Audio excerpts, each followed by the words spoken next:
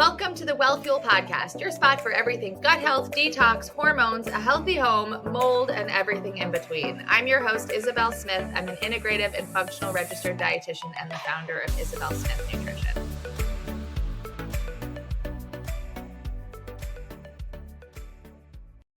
Hello, friends, and welcome back to the Wellfuel Podcast. This is Isabel, and I'm your host. And today I want to talk about something that is coming up more and more in patient sessions, and something that was so powerful for me and has been so powerful for me in my healing journey, which is trying to step back and listen to your body, especially through exercise and movement, to adjust your training schedule for what feels right for your body now versus what has been right for your body before. This is a process, no matter what you're doing or where you are or where you're going, that is going to require you to continue to adapt and change. And it's a really hard pill to swallow, especially for people who've been endurance athletes or who have been able to perform at a certain level. And what I could tell you about any healing journey that you might be on is that your body needs a little more or a lot more rest, support, relaxation, love, and TLC. And though exercise is super positive and can be super positive, it also can be super depleting for your system. And especially if we do too much and don't have the right nutritional composition. And healing in itself is a nutrition, like kind of rich requirement. And so when we're also doing a lot of exercise in the process of healing, that can be great as long as you're getting enough nutrients, getting the right nutrients, and your body has what it needs, not just inadequacy, but also in excess. So, the most important thing for you to do is to really, this is difficult, take some time and listen to what your body is telling you. Understanding and thinking about what your body is telling you is, again, really hard. But especially if you're in your workouts and you are feeling like you're having trouble with exercise tolerance, there's two things that I ask questions to clients with regard to this topic. It's exercise endurance and exercise tolerance. And I guess the third, recovery. All three of these things, maybe not all at the same time, but can be affected and can feel more noisy through the process. Paul's going to come on here and we're going to talk about this at some point, but I know he and I have been talking a lot. He's an Ironman. He's done an Ironman, and he's in the process of doing this. He's on antibiotics for Lyme, and he's having trouble maintaining his regular exercise schedule just in terms of exercise tolerance. He's feeling like he can't continue. At the same pace. I heard this from a client today who's used to being able to push through and is now kind of tired. I expect your body to be more tired in this process. So if this is you and you're needing validation, I'm hoping I'm giving it to you, because if you've been feeling tired and wondering what's wrong or whatever, check in with your healthcare provider, but also know that your body is probably needing a little bit more space and time.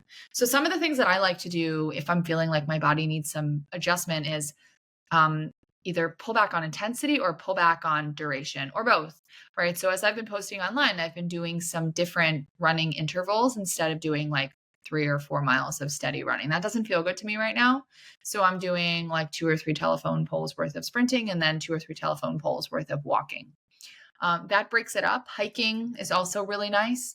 And what that does is it helps to reduce the overall energy expenditure, but it helps to also give you the feeling like you got a good workout without totally torching you. And that really is the key here, because as you move through the healing process, totally torching your body actually takes away from the healing process and takes away from the energy your body has for the healing process. Yes, cardiovascularly, should we be doing a certain amount of exercise? Absolutely. But you can do that in the form of walking. You can do that in the form of hiking. You can do that in the form of swimming, biking, riding your beach cruiser. There's a lot of ways to access this, finding a set of stairs and,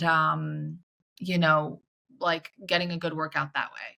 So I would say, number one priority for you is listening to your body. Number two is sort of feeling out what you've been hearing, but might not want to lean into or acknowledge, and trying to make some tweaks and adjustments and seeing if you can find the middle ground between what your brain's happy with and what your body is happy with. This can make a really big difference to your recovery, to your immune system, to the whole picture. And I would highly recommend for anybody out there who's listening and this is resonating with, that you give this a shot.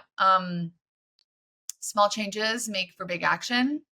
So this has been something, again, has been such an ego readjustment for me, and learning how to feel satisfied with what the workout looks like differently. And,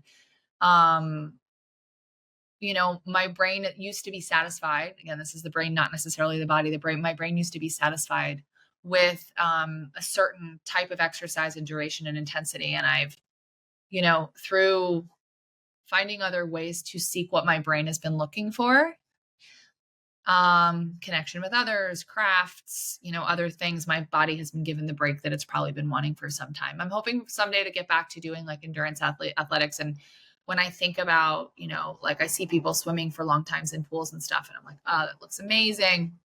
Then I'm like, does my body really want this, or does my mind really want this?